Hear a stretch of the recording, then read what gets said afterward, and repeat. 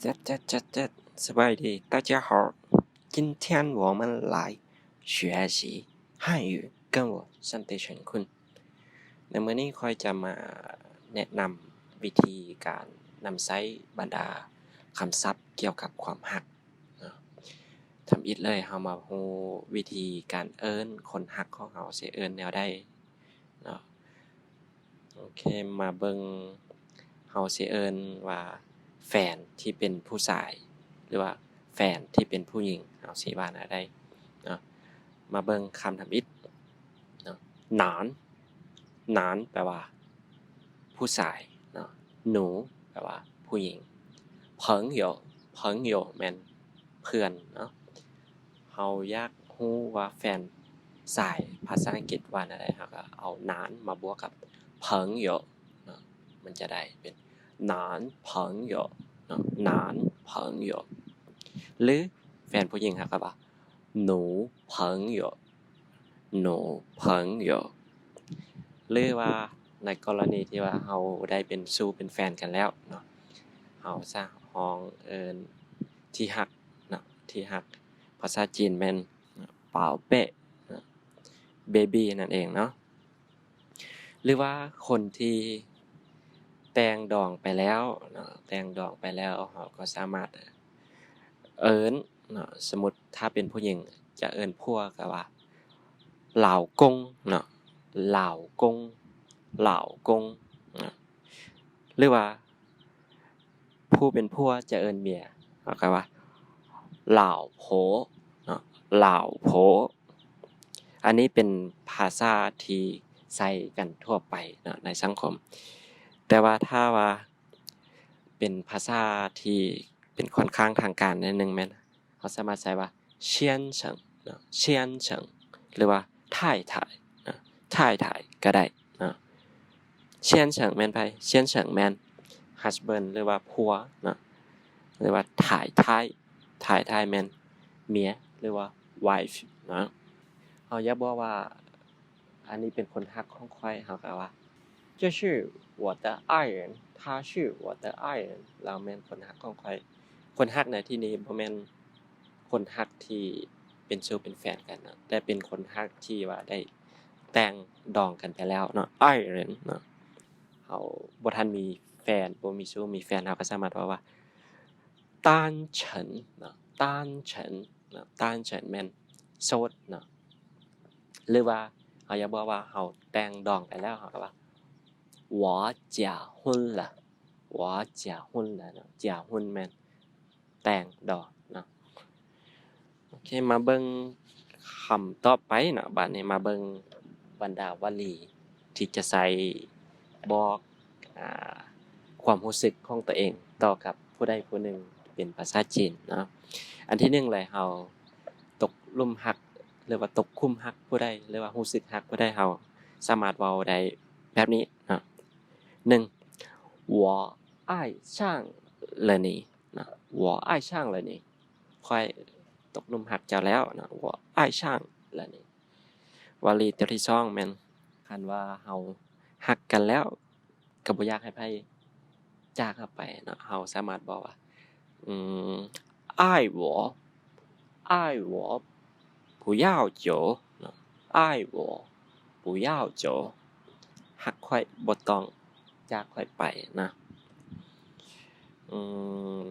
หรือเฮาอยากถามว่าเจ้ามีแฟนแล้วบ่เมื่อกี้เฮาได้เรียนคำศัพท์ว่า男朋友หนู朋友แม่นบ่เฮาก็มาถามเลย你有男朋友了吗นะเจ้ามีแฟนแล้วบ่อันนี้เป็นประโยคที่ผู้หญิงถามผู้ชายหรือถ้าผู้ชายอยากถามผู้หญิงก็ว่า你有女朋友了吗เจ้ามีแฟนแล้วบ่นะหรือเฮาอยากถามหาคนอื่นเฮาก็เปลี่ยนคำว่า你อันออกนะถ้าอยากถามว่าเทิงบุคคลที่3นะ他有男朋友了吗หรือว่า他结婚了吗ก็ได้นะ他结婚了吗ลาแต่งดองแล้วบ่โอเคมาเบิ่งประโยคโตที่ต่อมานะ กันว่าเขาบ่มีแฟนหรือบ่มีชู้มีแฟนเขาก็สามารถถามหาเบอร์โทรหรือว่าที่อยู่เนาะถ้าเขาอยากรู้เบอร์โทรเขาก็ถามว่า你的电话号码是什么เนาะ你的电话号码是什么เนาะเบอร์โทรศัพท์ทางโต๊ะของเจ้าแม่นหยังเนาะหรือว่าเขาบ่อยากถามว่าทางโต๊ะเขาว่า你的手机号码是多少ก็ได้เนาะ你的手机เนาะ号码是多少เบอร์โทรศัพท์ของเจ้าแม่นหยังประโยคต่อมาได้เบอร์โทรแล้วเขาก็อยากจะไปฮอดเฮือนฮอดศาลเนาะคันว่าฮักจริงหวังแต่งเนาะเราสามารถเว้าได้ว่า我想去你的家เนาะ我想去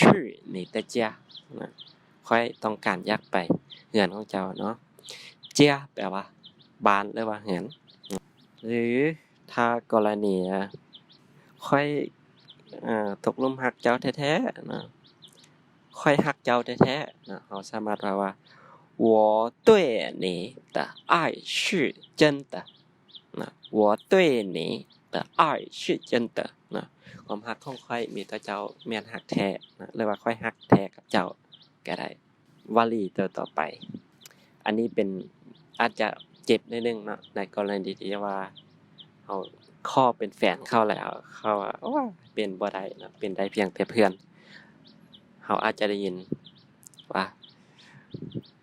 知交朋友吧นะ知交朋友吧ว้ายนะได้ยินคำนี้แล้วเจ็บจี๊ดหรือว่ามีคนมาเย้ยมาย่อมายั่นว่าโอ้ยพวกเจ้าเป็นแฟนกันบ่เขาก็ว่าบ่แม่นนะเป็นเพียงเพื่อนเขาก็ว่า我们只交朋友นะ我们只交朋友นะเพราะเขาเป็นเพียงเพื่อนกรณีที่ว่าเขาอยากบอกความสัมพันธ์ยกตัวอย่างว่า他们的感情很好นะเพราะเขามีความสัมพันธ์ที่ดีต่อกันนะ他们的感情很好นะเพราะเขามีความสัมพันธ์ที่ดีต่อกันเขาอยากบอกว่าพวกเขาอยู่นำกันดนแล้วนะเรียกว่าพวกเขาฮักกันดนแล้วนะ我们在一起很久了นะ我们在一起很久了เจียวแปลว่าดนเนาะอีฉีแปลว่านำกันหรือกรณีที่ว่าคบกันดนแล้วแต่เขาก็ยังมีบางเทื่อเขาก็อาจจะมีการเลิกลาเนาะคำว่าเลิกภาษาจีนมัน分手เนาะ分手เนาะยกตัวอย่างว่า他们分手了他们分手了พวกเขาเลิกกันแล้วบ่แม่นการเลิกแต่เป็นการข้อยกตัวอย่างว่ากรณีที่ว่าเฮาเป็นแฟนเป็นชู้เป็นแฟนกันดนแล้วเฮาอยากข้อแต่งดองหรือว่าข้อเป็นแฟนเนาะมาเบิ่งประโยคตัวอย่างกันว่าการข้อเป็นแฟนเฮาสิว่าแนวใดนะ你愿意做我的女朋友吗你愿意做我的女朋友吗เจ้ายินดีที่จะเป็นแฟนกับข้อยบ่หรืออยากข้อเป็นข้อแต่งดองเฮาก็ว่า你愿意嫁给我吗你愿意嫁给我吗โอเคเนาะมื้อนี้ถือว่าการสิสอนของข้อยเรื่องการแนะนำความรู้แบ่งปันประสบการณ์ของข้อยก็หมดเท่านี้เนาะ